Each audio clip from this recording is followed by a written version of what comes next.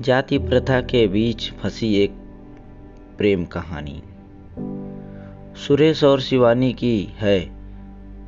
ये दोनों एक ही गांव के रहने वाले थे। सुरेश और शिवानी की जिसका जन्म एक ऐसे गांव में हुआ था जिस गांव में आज भी वहां के लोग जाति प्रथा से बाहर नहीं निकल रहे हैं, लेकिन उसी गांव में सुरेश नाम का लड़का रहता था जो जाति से दलित समाज का था। वह अपना घर चलाने के लिए बच्चों को ट्यूशन पढ़ाया करता था। सुरेश हमेशा बच्चों को सही राह पर चलने की सीख देता था।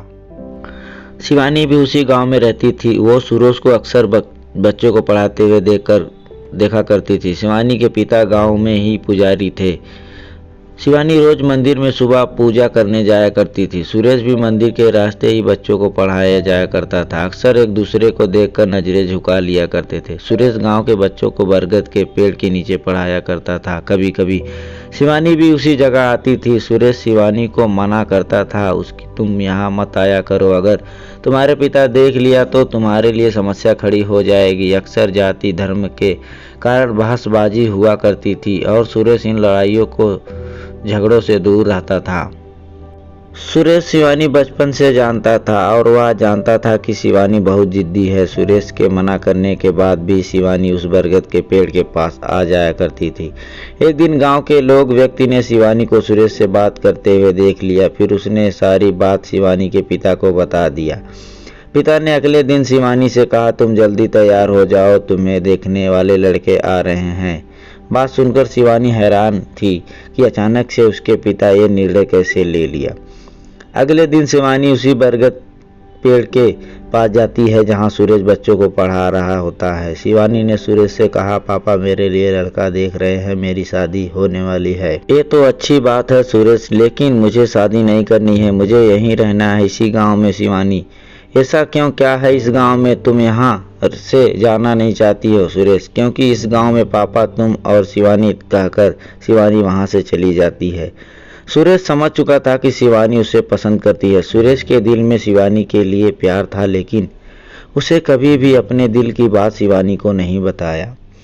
सुरेश ने गांव की जातिवादी समस्या का वजह से अपने प्यार को दिल में ही दबाए रखा, लेकिन जब शिवानी ने उसे कहा कि उसकी शादी होने वाली है, तब सुरेश के दिल की धड़कनें तेज हो गई। लेकिन उस समय सुरेश ने शिवानी के सामने ऐसे बात किया मानो जैसे कोई फर्क नहीं पड़ता हो।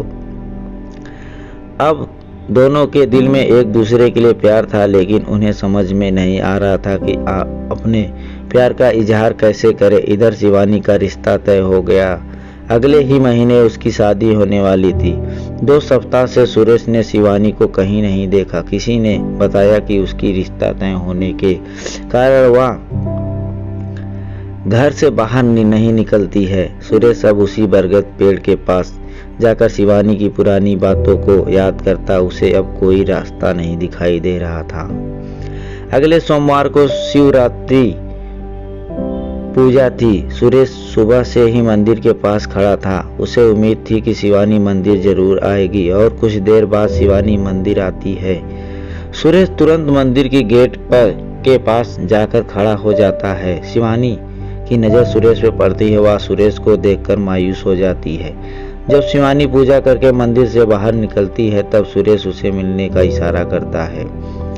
दोपहर के समय उसी बरगद पेड़ के पास दोनों मिलते हैं। शिवानी की नज़र सुरेश को ही देख रही थी। सुरेश अपनी नज़र नीचे करके कहता है, शिवानी, जब तुम मेरे पास रहती थी तब मुझे कोई फर्क नहीं पड़ता था और ना ही मुझे कुछ महसूस होता था, लेकिन आज तुम दूर जा रही हो तो पता नहीं, मुझे अजीब सी बेचैनी हो रही है। ऐसा लग रहा है मानो मेरे जीवन का कोई कीमती चीज मुझसे दूर हो रहा हो। ऐसा लगता है कि मुझसे प्यार हो गया है। अब मुझे समझ में नहीं आ रहा है कि मैं क्या करूं। सारी बातें सुनकर शिवानी आंखों में आंसू आ गए। उसने कहा, सुरेश, अब तुम्हारी बताओ कि मैं क्या करूं। मैं भी तुम्हें बहुत चाहती हूँ, लेकिन कभी तुम्हें बता नहीं पाई। अब कैसे रहूंगी तुम्हारे बिना, मुझे तो कोई समझ में नहीं आ रहा है। अंत में सुरेश ने शिवानी से कहा, चलो हम दोनों यहाँ से कहीं दूर भाग के शादी कर लेते हैं। लेकिन शिवानी ने सुरेश से मना कर दिया, क्योंकि शिवानी को अपने पिता की इज्जत और गांव की उनकी मान सम्मान देखने लगी और ऐसा कोई कदम नहीं उठाना चाहती थी जिसकी वजह से उसके पिता का सिर झुके।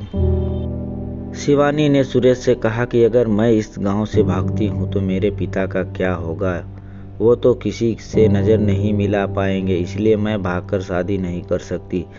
कुछ समय तक सुरेश ने भी सोचा और उसे भी शिवानी की बातें सही लगी। तो अब आखिर में दोनों के पास बिछड़ने के अलावा और कोई दूसरा रास्ता नहीं था। दोनों ने जी भरकर एक दूसरे को देखा और अंत में दोनों ने एक दूसरे को गले लगाया और हमेशा के लिए एक दूसरे को से जुदा हो गए। दोस्तों, आपको एक कहानी दर्द भरी कैसी लगी, हमें कमेंट के जरिए बता सकते हैं। अगर आपको एक लव स्टोरी अच्छी लगी हो तो अपने दोस्तों को शेयर करें और वीडियो को लाइक, शेयर एंड चैनल को सब्सक्राइब जरूर करें। Thank you.